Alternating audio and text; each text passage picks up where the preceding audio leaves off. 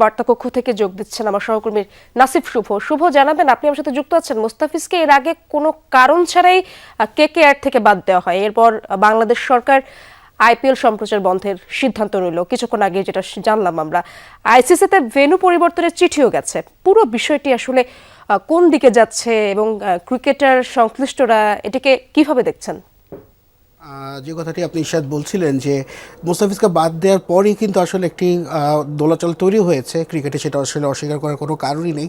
এবং যে বিষয়টি আমরা খেয়াল করেছি যে যখনই কলকাতা নাইট রাইডার্স 9 কোটি 20 লাখ রুপিতে ভিড়িয়েছিল মোস্তাফিজকে, সব বিষয় মিলেই আসলে এটা খুব ভালো একটা বার্তা বহন করে আসলে। কেননা আমরা জানি ভারতের সাথে ইদানিংকাল বাংলাদেশের একটা সম্পর্ক, একটা বিরাজমান যে সম্পর্কটা ছিল সেটা আসলে ভালো দিকে যাচ্ছিল না। তো এই বিষয় নিয়ে আসলে সকলে একটা নতুন আশাবাদ ছিল, হয়তো খেলাকে কেন্দ্র করে বা আইপিএলে বিষয়টিকে কেন্দ্র করে হয়তো নতুন একটি কূটনৈতিক সম্পর্কে বা কূটনৈতিক অবস্থা যে পর্যায়ে চলে গেছিল সেখানে হয়তো কিছুটা উন্নতি যাবে, কিন্তু সেখানে আবারও আসলে কোনো কারণ ছাড়া, কেননা বিসিসিআই যে নির্দেশনা দিয়েছে কলকাতা নাইট রাইডার্সকে সেখানে কিন্তু স্পষ্ট কোনো কারণ উল্লেখ করা নেই। অর্থাৎ কী কারণে মুস্তাফিজকে আসলে তারা বাদ দিচ্ছে আইপিএল থেকে সেটি কিন্তু কোনো কারণ নেই, শুধুমাত্র বিসিসিআই নির্দেশেই কিন্তু কলকাতা নাইট রাইডার্স কর্তৃপক্ষ এই সিদ্ধান্ত নিতে বাধ্য হয়েছে।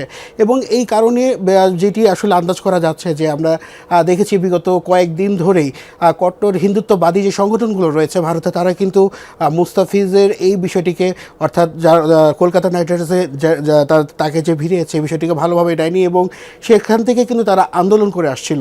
তারা কিন্তু চাইছিল না যে মুস্তাফিজ এখানে খেলুক এবং শুধুমাত্র মুস্তাফিজ খেলুক, এবং সেই জায়গা থেকে আসলে মুস্তাফিজ যদি এয়ারপোর্টে ফেরেন, এয়ারপোর্টে যদি আসেন ভারতে, তো সেখান থেকে আসলে তাকে বের হতে দেওয়া হবে না, এমনও কিন্তু আসলে স্লোগান দেওয়া হচ্ছিল। অর্থাৎ তাকে এয়ারপোর্ট থেকেই ফিরে দেওয়ার ঘোষণা তারা দিয়েছিল সেখান থেকে। তো এই জায়গা থেকে আসলে এবং বর্তমান পরিস্থিতি বিবেচনায় হয়তো ভারতের সরকার এবং সেই সাথে বিসিসিআই এই সিদ্ধান্ত নিয়েছে এবং এই সিদ্ধান্তের প্রভাবটা কিন্তু পড়েছে বাংলাদেশেও। কেননা আমরা দেখেছি যে গতকালই কিন্তু তথ্য উপদেষ্টা তিনি কিন্তু রিজওয়ানা হাসান জানিয়েছেন যে এই বিষয়ে আসলে আইপিএল খেলা সম্প্রচার বন্ধের বিষয়টি নিয়ে তারা নজরে রাখছেন এবং সেই বিষয়টি নিয়ে তারা কীভাবে কাজ করবেন সেটিও কিন্তু গতকালই তিনি জানিয়ে রেখেছেন। এবং আজকে কিন্তু সেটি গণমাধ্যমে চিঠি এসেছে এবং সম্প্রচার মাধ্যম যেটি আছে বাংলাদেশে, যে মাধ্যমে আসলে আইপিএল খেলাটা প্রচার হয়, তাদেরকেই কিন্তু সেই চিঠিটি দেওয়া হয়েছে। অর্থাৎ আইপিএল খেলাসহ এবং অন্যান্য যে অনুষ্ঠানগুলো আছে আইপিএল, সেগুলো যাতে সংশ্লিষ্ট যে অনুষ্ঠানগুলো আছে সেগুলো যাতে সম্প্রচার করতে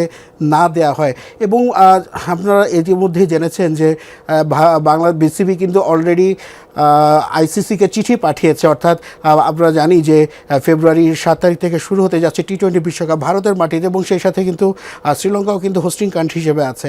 তো বাংলাদেশের 4টি ম্যাচ কিন্তু রয়েছে ভারতের মাটিতে। তো সেখান থেকে আসলে বিসিবি দাবি তুলেছে যদি তারা একটি প্লেয়ারকে যদি তার নিরাপত্তা না দিতে পারে তাহলে পুরো টিমকে আসলে কীভাবে নিরাপত্তা দেবে।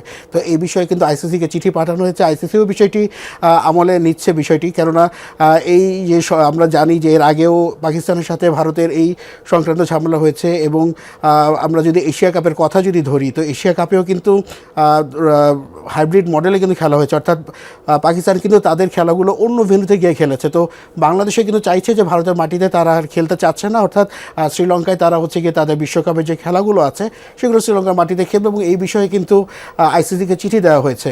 তো সব মিলিয়ে আসলে ঘোলাটে একটি পরিবেশ এই মুহূর্তে বিরাজ করছে এবং সাবেক বর্তমান ক্রিকেটার সহ সকল ভক্তরা। অনেক ধন্যবাদ আপনাকে শুভ, জানাচ্ছিলেন সেখানকার এই বিষয়ের তথ্যগুলো বিস্তারিত আপনার মাধ্যমে জানার চেষ্টা করছিলাম। ধন্যবাদ আপনাকে।